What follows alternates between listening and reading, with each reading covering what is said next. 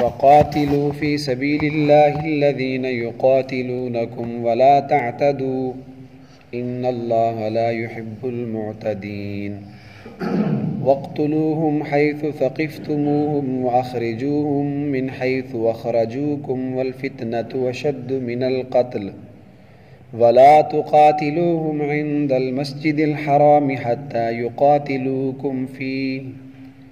فإن قاتلوكم فاقتلوهم كذلك جزاء الكافرين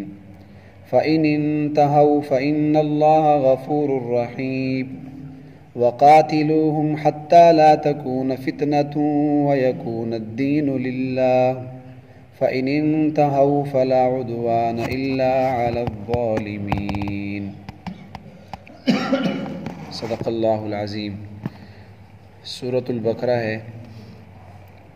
اللہ پاک کا ارشاد گرامی ہے وقاتلوا فی سبیل اللہ الذین یقاتلونکم، اے ایمان والو قتل کرو، تم لڑائی کرو اللہ کے راستے میں ان لوگوں سے یقاتلونکم جو تم سے لڑائی کرتے ہیں، جو تمہیں قتل کرتے ہیں، ولا تعتدوا اور تم زیادتی نہ کرو، ان اللہ لا يحب المعتدین اور بے شک اللہ زیادتی کرنے والوں کو پسند نہیں کرتے، وَاقْتُلُوهُمْ حَيْثُ ثَقِفْتُمُوهُمْ اور تم ان کو قتل کر دو جہاں کہیں بھی تم ان کو پاؤ، وَأَخْرِجُوهُمْ اور ان کو نکال دو، من حَيْثُ أَخْرَجُوكُمْ اس مکان سے، اس جگہ سے جہاں سے انہوں نے تم کو نکالا ہے، وَالْفِتْنَةُ أَشَدُّ مِنَ الْقَتْلِ اور دیکھو فتنہ وہ قتل سے بھی زیادہ سخت ہے، وَلَا تُقَاتِلُوهُمْ اور ان کو مسجد حرام کے پاس قتل نہ کرو، حَتَّى يُقَاتِلُوكُمْ فِيهِ ہاں اگر وہ تمہیں اس میں قتل کریں تو پھر اجازت ہے، فَإِن قَاتَلُوكُمْ بس اگر وہ تم کو قتل کریں تو فَاقْتُلُوهُمْ تم بھی ان کو قتل کر دو، كَذَلِكَ جَزَاءُ الْكَافِرِينَ بس اسی طرح ہے، یہی ہے کافروں کی سزا، فَإِنِ انْتَهَوْا فَإِنَّ اللَّهَ غَفُورٌ رَحِيمٌ بس اگر وہ باز آ جاتے ہیں، رک جاتے ہیں تو اللہ بے شک غفور الرحیم ہے، وَقَاتِلُوهُمْ حَتَّى لَا تَكُونَ فِتْنَةً اور ان سے لڑائی کرتے رہو جب تک کہ فتنہ ختم نہ ہو،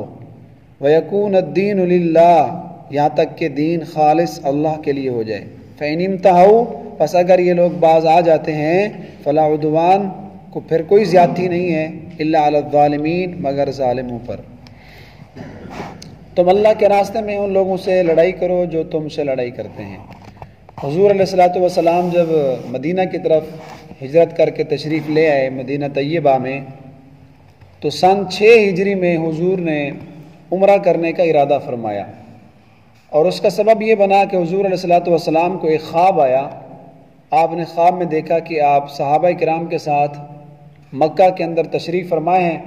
بیت اللہ کا آپ نے طواف کیا اور صفا مروہ پہ جا کے آپ نے سعی کی، اور حضور دیکھ رہے تھے خواب میں کہ کچھ صحابہ کرام حلق کروا رہے ہیں اور کئی اپنے بال کتروا رہے ہیں۔ تو آپ نے صحابہ کرام کو جب یہ خواب بیان کیا تو صحابہ کرام کو کافی امید لگ گئی کہ شاید اللہ تعالی ہمیں اس سال عمرے کی توفیق دیں گے، ہم عمرے کے لیے جائیں گے۔ تو حضور علیہ الصلوۃ والسلام نے کچھ دنوں بعد یہ اعلان کر دیا کہ ہم عمرے کے لیے جا رہے ہیں، تو صحابہ کرام کو فرمایا تیاری شروع کرو۔ تو سن 6 ہجری کا واقعہ تھا یہ، تقریباً 1500 صحابہ کرام کو لے کر حضور علیہ الصلوۃ والسلام عمرے کے لیے روانہ ہوئے مدینہ پاک سے۔ اور اس سے پہلے 6 ہجری سے پہلے مکہ میں جو مشرکین کفار تھے ان سے بہت ساری جنگیں ہو چکی تھیں۔ غزوہ بدر سن 2 ہجری میں بہت بڑا مارکہ تھا، لڑائی تھی، وہ ہو چکی تھی، اور سن 3 ہجری میں غزوہ احد بھی ہو چکا تھا، غزوہ خندق بھی ہو چکا تھا، اور بہت ساری لڑائیاں غزوات بھی کر چکے تھے۔ تو حضور علیہ الصلوۃ والسلام جب صحابہ کرام کو لے کر مکہ کے قریب پہنچے، تقریباً 9 میل کا سفر باقی تھا، تو وہاں ایک کنواں ہے جس کو کہتے ہیں حدیبیہ، 9 میل کے فاصلے پہ۔ اب دیکھیں مدینہ سے حضور علیہ السلام چلے، 1500 صحابہ کرام ساتھ ہیں، احرام سب نے باندھا ہوئے ہیں اور عمرے کی فل تیاری ہے۔ جب 9 کلومیٹر باقی تھے، یہاں آ کر مشرکین نے آپ کو روک دیا کہ ہم آپ کو اس سال عمرہ نہیں کرنے دیں گے۔ تو کافی تعداد میں مشرکین آگے راستہ روکنے کے لیے آ گئے۔ تو بالآخر حضور صلی اللہ علیہ وسلم نے حضرت عثمان کو بھیجا کہ ان سے جاؤ مذاکرات کرو، ان سے کوئی بات چیت طے کرو کہ ہم کوئی لڑائی کرنے تو نہیں آ رہے، ہم تو عمرہ کرنے کے لیے آئے ہیں، ہم لوگوں نے احرام باندھے ہوئے ہیں، اگر ہمارے پاس ضرورت کا کوئی اسلحہ بھی ہے تو وہ بھی نیام میں ہے، ہم اسلحہ لہراتے ہوئے تو نہیں ہے، ہم لڑائی کرنے نہیں آ رہے، ہمارا مقصد ہے صرف عمرہ کرنا، ہمیں عمرے کی اجازت دے دیں، ہم واپس چلے جائیں گے۔ تو حضرت عثمان رضی اللہ تعالیٰ عنہ جب گئے یہ صلح کرنے کے لیے، مذاکرات کے لیے، تو وہاں حضرت عثمان کو بھی روک دیا گیا، ان کو وہاں پکڑ لیا، واپسی نہیں آنے دیا، اور ان کے قتل ہونے کی، ان کے شہید ہونے کی خبر پھیلا دی کہ ان کو قتل کر دیا گیا۔ حضور علیہ السلام تک یہ خبر پہنچی تو آپ کو بڑا شدید صدمہ ہوا، بڑی تکلیف ہوئی کہ ہم نے ایک اپنا آدمی بھیجا صلح کے لیے، اس کو بھی قتل کر دیا گیا، وہ بھی شہید ہو گئے۔ تو حضرت عثمان کے قتل پر آپ نے بعد میں وہی بیعت بھی لی تھی صحابہ کرام سے کہ جنگ کی تیاری کرتے ہیں، اگر واقعی حضرت عثمان کو شہید کر دیا گیا ہے اس کا بدلہ لیں گے ہم، جس کو بیعت رضوان کہتے ہیں، جو ایک درخت کے نیچے ہوئی۔ 1500 صحابہ کرام نے یہ بیعت کی کہ ہم حضرت عثمان کا بدلہ لیں گے۔ خیر بعد میں یہ واضح ہو گیا کہ انہوں نے شہید نہیں کیا تھا، ویسے روکا ہوا تھا۔ تو بعد میں کافروں کی طرف سے، مشرکین کی طرف سے ایک ان کا آدمی آیا، سہیل بن عمر، صلح طے کرنے کے لیے، کہ صلح اس بات پر وہ کر رہے تھے مشرکین کہ اس سال آپ کو ہم عمرہ تو ہرگز نہیں کرنے دیں گے، آپ واپس چلے جاؤ۔ اور صلح نامہ طے ہوا، صلح لکھی گئی۔ حضرت علی رضی اللہ تعالیٰ عنہ کو حضور نے فرمایا کہ آپ صلح لکھیں۔ تو جب صلح نامہ لکھا جا رہا تھا تو حضرت علی نے لکھا کہ ھذا ما قضى علی محمد ابن عبداللہ رسول اللہ، کہ یہ وہ صلح نامہ لکھا جا رہا ہے جو محمد بن عبداللہ کی طرف سے ہے، وہ اللہ کے رسول بھی ہیں۔ تو جب حضرت علی نے یہ لکھا تو مشرکین نے اعتراض کر دیا کہ ہم تو آپ کو رسول نہیں مانتے، اگر ہم آپ کو رسول مانتے ہوتے تو پھر تو رولا ہی ختم، رولا تو یہیں سے چل رہا ہے کہ آپ ہمارے ہاں کوئی رسول نہیں ہے، ہم آپ کو نبی نہیں مانتے، تو یہ ساتھ رسول اللہ نہ لکھیں، صرف یہی لکھیں کہ یہ صلح نامہ محمد بن عبداللہ کی طرف سے ہے۔ تو حضور علیہ السلام نے حضرت علی کو فرمایا آپ صرف یہی لکھ دیں، محمد بن عبداللہ لکھ دیں۔ تو حضرت علی نے فرمایا نہیں یا رسول اللہ، اللہ کی قسم میں یہ نہیں لکھوں گا، میں رسول اللہ ساتھ لکھوں گا، اس کے بغیر میں صلح لکھوں گا ہی نہیں۔ تو یہ حضرت علی نے جو انکار کیا تھا تو یہ حضور علیہ السلام کی کوئی نافرمانی نہیں تھی، بلکہ یہ شدت محبت کی وجہ سے، جب آدمی کو اپنے کسی بڑے سے محبت ہوتی ہے اور آدمی اپنی آنکھوں سے دیکھ رہا ہو کہ اس کی گستاخی اور بے ادبی ہو رہی ہو تو انسان سے برداشت نہیں ہوتی۔ تو حضرت علی نے بھی یہی فرمایا کہ یا رسول اللہ یہ کیسے ہو سکتا ہے کہ یہ مشرکین آپ کے نام کے ساتھ ہمیں رسول اللہ نہ لکھنے دیں، میں تو یہ لکھوں گا۔ تو بہرحال حضور علیہ السلام نے خود وہ صلح نامہ اپنے ہاتھ سے لکھا۔ یہ حضور علیہ السلام کا کمال تواضع تھا، کمال حلم تھا۔ تو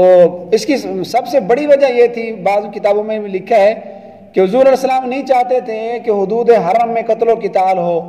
وہاں خون خرابہ ہو، یہ بیت اللہ کی اور حدود حرم کی بے ادبی ہے۔ حضور علیہ السلام کی یہی کوشش تھی کہ کسی طرح یہاں جنگ و جدال نہ ہو، خون خرابہ نہ ہو، تو ساری چیزیں حضور نے برداشت کر لیں اور صلح لکھ دی گئی کہ آپ نے اس سال عمرہ نہیں کرنا، اگلے سال سن 7 ہجری میں آپ لوگوں نے آنا ہے، اور وہ بھی چند لوگ آئیں گے اور اسلحہ لے کر بھی نہیں آئیں گے، صرف 3 دن ٹھہرنے کی اجازت ہوگی، آپ لوگ واپس چلے جائیں گے۔ تو حضور علیہ السلام نے ساری شرطیں قبول کر لیں، اور اس میں بڑی حکمتیں تھیں۔ ایک تو یہ کہ اللہ تعالیٰ نے بیت اللہ کو خون خرابے سے بچا لیا، حدود حرم کی کوئی وہاں بے ادبی نہیں ہوئی، اور دوسرا یہ کہ اس صلح کی برکت سے جو حضور علیہ السلام نے صلح کی بظاہر نہ سمجھ آنے والی، صحابہ کرام کو بہت سارے اشکالات تھے، صحابہ اس پر راضی بھی نہیں تھے، وہ تو جنگ کے لیے تیار تھے، لیکن حضور علیہ السلام نے سب صحابہ کرام کو سمجھایا اور ان کو مطمئن کیا کہ آپ یہیں احرام کھول دیں، اپنے یہیں سر منڈوا لیں، واپس چلیں۔ اور یہ جو صلح تھی بعد میں اسلام کی تبلیغ کے اور اسلام کی اشاعت اور اسلام کے غلبے کا سبب بنی۔ اگر اس وقت لڑائی ہو جاتی تو عین ممکن تھا کہ صحابہ کرام کی تعداد تو معمولی سی تھی، 1500 صحابہ کرام کو زیادہ نہیں تھے، اور وہ تو اپنے گھر بیٹھے تھے مشرکین۔ تو یہ صلح حضور علیہ السلام کی بعد میں اسلام کے غلبے کا سبب بنی کہ کچھ سالوں بعد حضور علیہ السلام نے باقاعدہ تیاری کر کے جب لڑائی کی تو مکے کے اوپر آپ نے غلبہ پا لیا اور مکہ فتح ہو گیا، تو وہاں خون خرابے کی نوبت بھی نہ آئی۔ تو بہرحال یہ صلح کی برکت تھی کہ اللہ نے بعد میں اسلام کو غلبہ دیا اور اسی مکہ کو حضور علیہ السلام نے فتح کر لیا۔ تو صحابہ کرام نے وہیں سر منڈوا لیے، احرام کھول دیا، واپس چلے گئے۔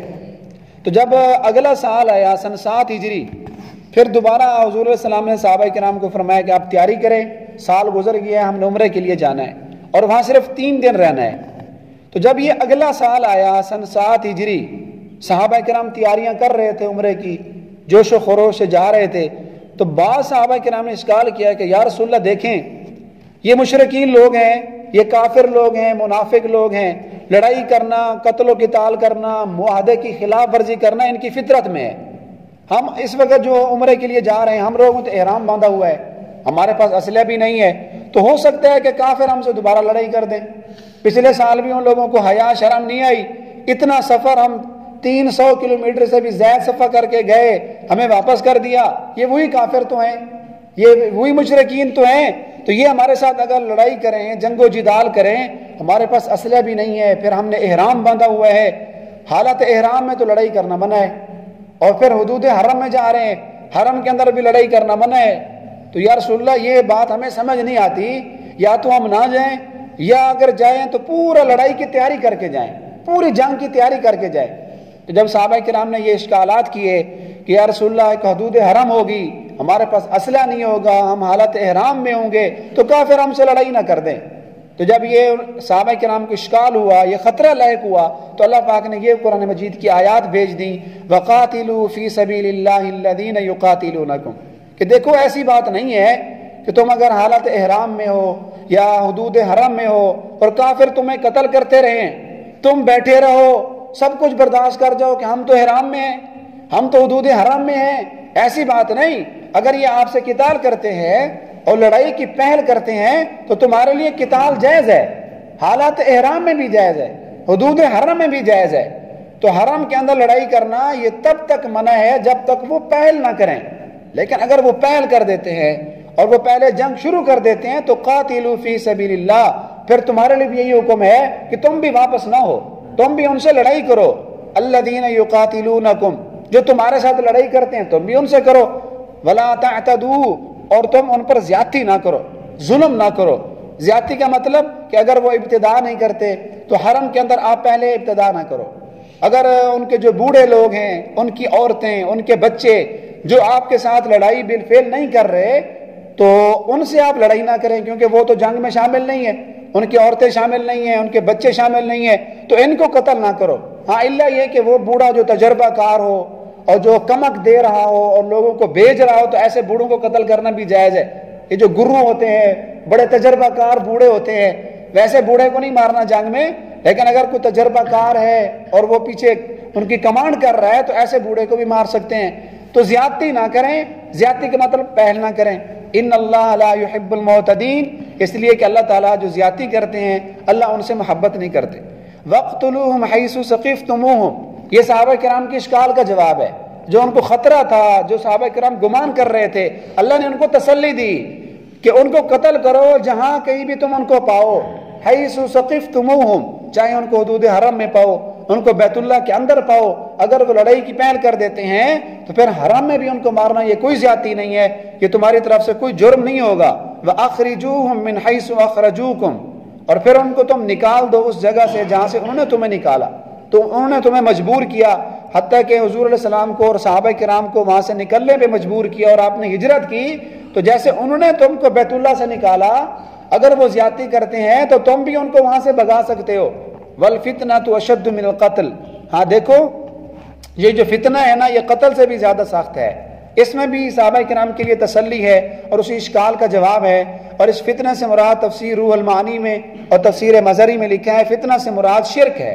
کہ شرک قتل سے بھی زیادہ سخت ہے، کہ یہ لوگ جو بیت اللہ کے اندر شرک کر رہے ہیں، وہاں انہوں نے 360 بت رکھے ہوئے ہیں، نعوذ باللہ ننگا طواف کرتے ہیں، تو یہ جو کام پہلے سے یہ کر رہے ہیں شرک وغیرہ، یہ تو قتل سے بھی سخت ہے۔ تو قتل کرنا کوئی اتنی بڑی بات نہیں ہے، یہ اگر آپ سے لڑائی کرتے ہیں آپ لڑائی کرو، اس سے بڑا کام شرک یہ پہلے کر رہے ہیں بیت اللہ کے اندر۔ وَلَا تُقَاتِلُوهُمْ عِنْدَ الْمَسْجِدِ الْحَرَامِ حَتَّى يُقَاتِلُوكُمْ فِيهِ، آگے واضح طور پہ اللہ پاک نے بتلا دیا کہ دیکھو جب تک وہ آپ سے پہل نہ کریں، وہ آپ سے لڑائی نہ کریں، تو آپ مسجد حرام میں قتل نہ کریں اور وہاں لڑائی نہ کریں۔ یہ اس جگہ کے تقدس کا تقاضا ہے کہ اللہ تعالیٰ کے گھر میں لڑائی خون خرابہ نہیں ہونا چاہیے، الا یہ کہ وہ پہلے ابتدا کریں۔ فَإِن قَاتَلُوكُمْ، بس اگر وہ آپ کو قتل کرتے ہیں، فَاقْتُلُوهُمْ، تمہارے لیے بھی اجازت ہے تم بھی ان کو وہیں قتل کر دو۔ كَذَلِكَ جَزَاءُ الْكَافِرِينَ، بس اسی طرح ہی سزا ہے کافروں کی، یعنی یہ کافروں کو جب تک سزا نہ دی جائے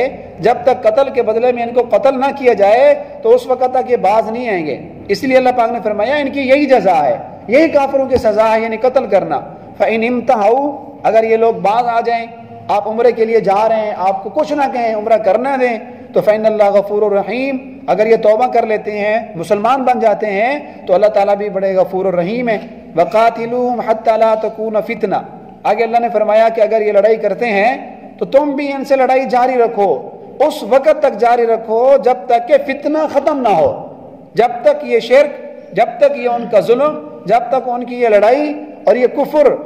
مدینہ پاک سے اور مکہ سے ختم نہ ہو، اس وقت تک تم بھی لڑائی کرتے رہو. وَيَكُونَ الدِّينُ لِلَّهِ، یہاں تک کہ دین اور اسلام غالب ہو جائے، خالص اللہ کے لیے رہ جائے، اور ان حرمین کے اندر، مکہ کے اندر کوئی ظلم، کوئی شرک وغیرہ چیز باقی نہ رہے، اس وقت تک ان سے لڑائی کرتے رہو. فَإِنِ امْتَحَوْا، بس اگر یہ باز آ جاتے ہیں، اسلام قبول کر لیتے ہیں، تمہیں نہیں روکتے راستے سے، تو فَلَا عُدْوَانَ إِلَّا عَلَى الظَّالِمِينَ، پھر ظالموں کے اوپر کوئی ظلم، کوئی زیادتی نہیں ہونی چاہیے. ہاں اگر وہ پہل کرتے ہیں تو مقابلے میں آپ بھی ان سے لڑائی کریں، ورنہ اگر وہ باز آ گئے، رک گئے، اور جو انہوں نے معاہدہ کیا پچھلے سال اس کی پاسداری کرتے ہیں، تو پھر ان کے اوپر کوئی ظلم آپ بھی نہ کریں، آپ بھی عمرہ کر کے واپس آ جائیں.